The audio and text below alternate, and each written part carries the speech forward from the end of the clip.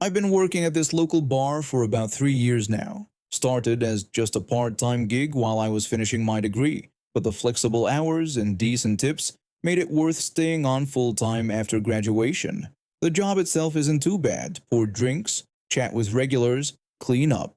My boss is a decent guy who treats his staff well, and I've sort of become his unofficial assistant over time, helping with scheduling and inventory when needed. About a month ago, we had a serious incident. Three staff members were working the closing shift and somehow failed to check the bathrooms properly before locking up. A customer had passed out in one of the stalls and ended up being locked in the bar overnight.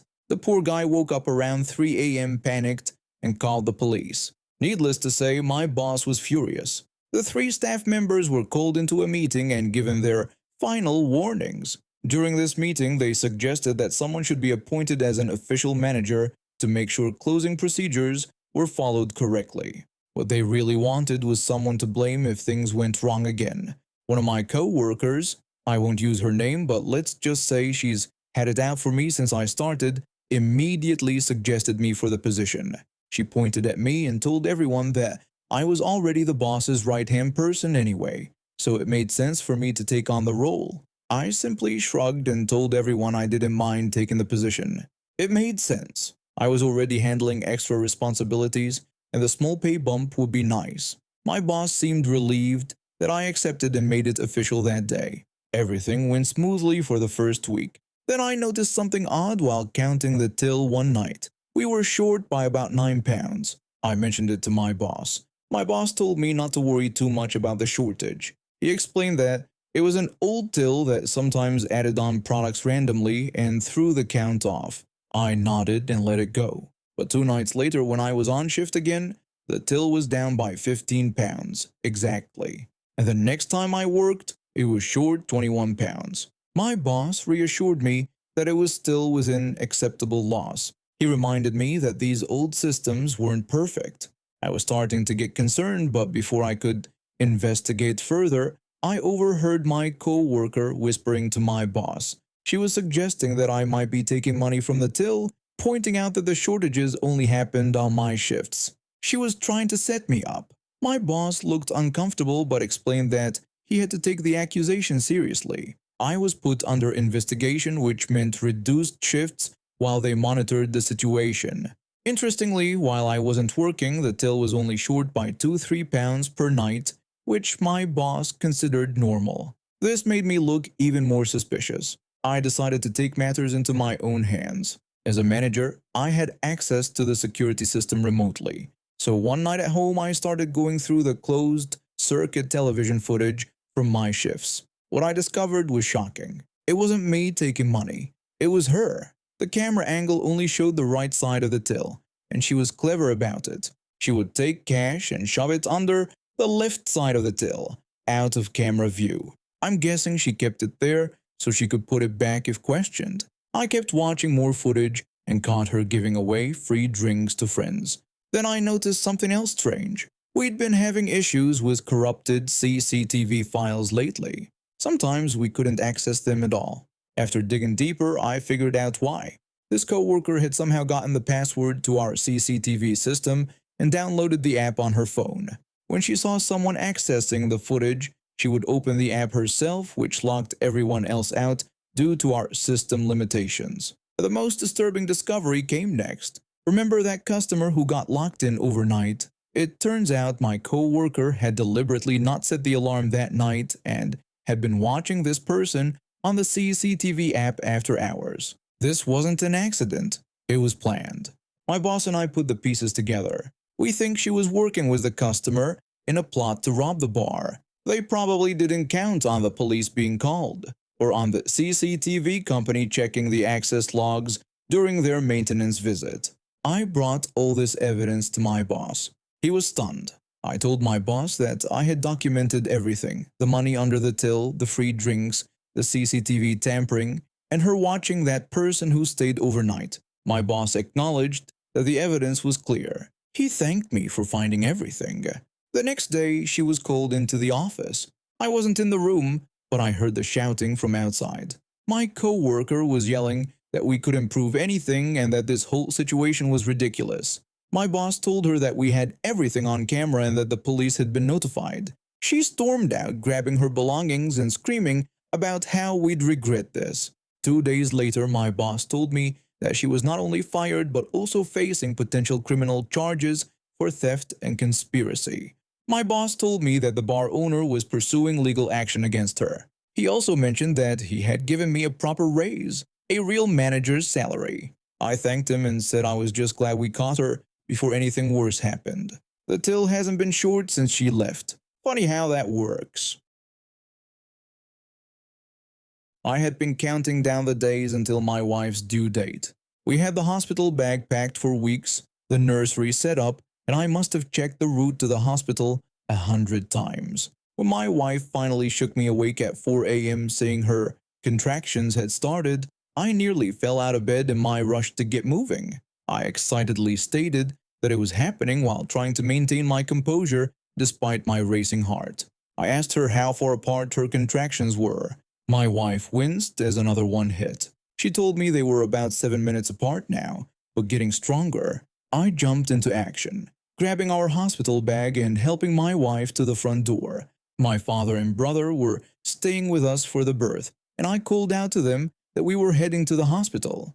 They quickly got up to help. Just as I was getting my wife settled in the passenger seat, I noticed a figure standing in our driveway, arms crossed. It was my next-door neighbor, blocking my car from backing out. The streetlight illuminated her scowling face. I called out to her, trying to keep my voice steady. I explained that we needed to go to the hospital right away because my wife was in labor. My neighbor didn't budge. She said she needed to talk to me about the trees on our property line, complaining that they were dropping leaves in her yard. I told her that my wife was having a baby and emphasized that we needed to leave immediately. She insisted this would only take a minute. She complained that the trees were a nuisance and mentioned she'd been trying to talk to me about them for weeks. My wife let out a pained groan from the car, and I felt panic rising in my chest. I pleaded with her to move her car, noticing she had parked her vehicle to block our driveway. I stressed that this situation really couldn't wait. My neighbor refused to move. She complained that she was tired of cleaning up our leaves every single day and demanded that the trees be removed. I was getting desperate now. I promised we could discuss this when we got back, but explained that my wife needed medical attention. My neighbor still refused to move until we resolved the issue, insisting it was important to her. By this point, my father and brother had come outside to see what the holdup was. My brother asked what was going on and why we weren't leaving yet. I explained the situation quickly, my voice shaking with frustration. My father approached my neighbor and he addressed her as ma'am and pointed out that there was a woman in labor. He suggested that whatever issue she had with the trees could be addressed later. My neighbor complained that she'd been trying to address it later for weeks and that no one took her seriously. My wife called out from the car window, clearly in pain. She begged for us to go to the hospital. My neighbor didn't even look at her. She just stood there with her keys dangling from her finger, a stubborn expression on her face. My brother surveyed the situation and noticed my neighbor had left her car running. Without hesitation, he walked over to her car, got in and moved it to the side of the road. My neighbor shouted in protest, asking what he thought he was doing and asserting that it was her car. She rushed toward her vehicle, momentarily forgetting about blocking our path. I seized the opportunity and quickly backed out of the driveway. My neighbor yelled after us not to leave and threatened to call the police. I didn't have time to worry about her threats. My wife's contractions were coming faster now, and we needed to get to the hospital. My father jumped in the back seat to help with my wife, while my brother stayed behind to deal with the neighbor. We made it to the hospital just in time. 3 hours later, our son was born. 7 pounds, 8 ounces of perfect baby boy. It was the happiest moment of my life, though slightly tainted by the stress of our departure. While we were at the hospital, my brother called to tell me that my neighbor had indeed called the police, claiming he had tried to steal her car. Thankfully, we had installed security cameras around our property the previous year after some neighborhood break-ins. My brother was able to show the officers the footage of what really happened. My neighbor deliberately blocking our exit while my visibly pregnant wife was in distress. The police were not amused by my neighbor's actions. Instead of my brother getting in trouble, she ended up being charged with reckless endangerment of a pregnant woman. The officers told her that her behavior could have resulted in serious harm if there had been complications with the birth. When we brought our son home 3 days later, we noticed a for sale sign in my neighbor's yard. Apparently, the police visit and the realization that everyone in the neighborhood now knew what she had done was enough to make her decide to move. As for the trees she was so upset about, they're still standing more beautiful than ever. I've been working at this marina on a First Nations reserve for almost a year now, and I couldn't ask for a better job. The management treats us incredibly well, the views are stunning, and most of the customers are pleasant. The marina is part of a small plaza that includes a restaurant, tobacco shop, and a recently opened cannabis store. We do full-service gas pumping for both boats and cars. I'm not First Nations myself, I'm actually very Caucasian, but I've always felt welcome and respected here. I grew up in a small town about 20 miles from the reserve. After dropping out of college, turns out engineering wasn't for me, I struggled to find decent work. When a friend mentioned the marina was hiring, I jumped at the opportunity. Despite my initial nervousness about being an outsider, the community has been nothing but kind to me. Our marina has some strict rules, especially since the pandemic hit. The reserve is only open to residents and property owners, which some tourists don't seem to understand. That's why on busy weekends, like Canadian Thanksgiving, we have a First Nations police officer stationed at the plaza to keep things orderly. This past Saturday was absolutely packed. My co-worker and I were running back and forth between the lakeside and roadside pumps, barely keeping up with the demand. The officer on duty that day is someone I respect immensely. Even though I've had negative experiences with police in the past, this guy is genuinely one of the good ones. Fair, respectful, and just doing his job. During our busiest rush, a woman pulled up to my pump. Instead of telling me she needed gas, she just got out of her car and started walking away. There was already a line forming behind her. I politely asked her if she was getting gas. She rudely responded that she wasn't, her tone making it clear she had no interest in further conversation. I explained that she would need to move her car since other people were waiting, but she completely ignored me and continued walking toward the other side of the plaza. The officer noticed what was happening and intercepted her. I couldn't hear their entire conversation, but I caught her defensively claiming she knew her rights and didn't understand why she was being approached. The officer told her that she was banned from the premises. They moved back toward her car while I tried to calm down the increasingly frustrated customers in line. The officer reminded her that she was banned from the premises for 30 days, and that since this happened 9 days ago, she still had 3 weeks until she would be allowed on First Nations land. She protested, claiming she wasn't actually on plaza property yet, just at the gas station, and questioned his authority to speak to her that way. The officer patiently explained that the entire area from one specific tree to another was First Nations land,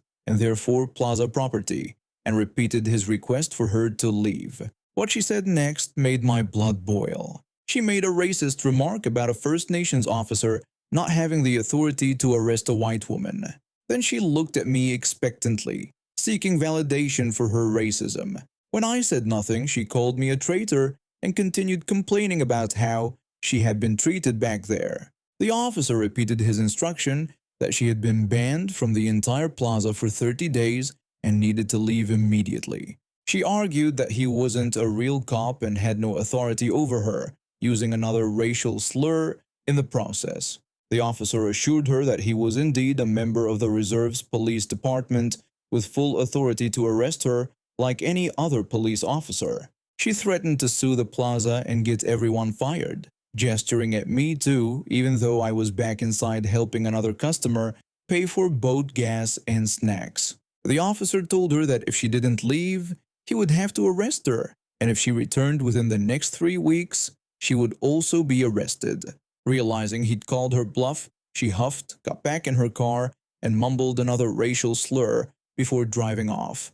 The next day was extremely slow. I've been watching Netflix almost my entire shift, Then I saw my coworker walking over from the parking lot to start his shift. Behind him was the same woman, now being pushed against a car and handcuffed by our officer. I couldn't hear everything, but the woman was loudly protesting about being arrested by a First Nations officer, threatening to get him fired and sue everyone involved. The officer led her to the other side of the parking lot. Though I couldn't see them anymore, I could still hear her yelling obscenities. Later, the officer filled me in on what happened. Apparently, she'd come back wanting to videotape the cannabis shop to document what she claimed were health hazards, bad products, and safety issues.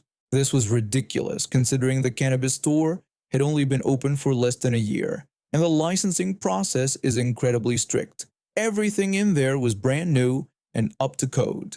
When the officer tried to arrest her, she actually called 911. She called the police on the police. Her justification was that he wasn't a real cop because he was First Nations. So while our officer had to explain the situation to the other police department, she continued screaming in the background. The other police department confirmed our officer's authority, of course. They released her eventually, but extended her ban from the reserve indefinitely. My co-worker and I couldn't stop laughing about it. The entitlement of some people is truly astounding. The officer handled it perfectly though, professional throughout the entire ordeal despite her racist remarks. I later found out this wasn't her first offense. According to my boss, she had been coming to the cannabis shop almost every other day, constantly complaining about bad products and causing scenes. Her 30-day ban had been the result of a nasty incident. Now she's banned for good, and the plaza is much more peaceful without her racist tirades.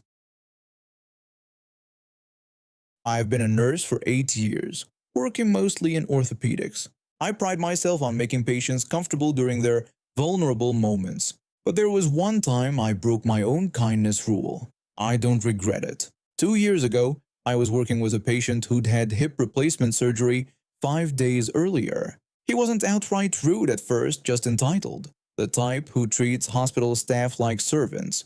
That morning during medication rounds, I found him in the hallway scrolling through his phone.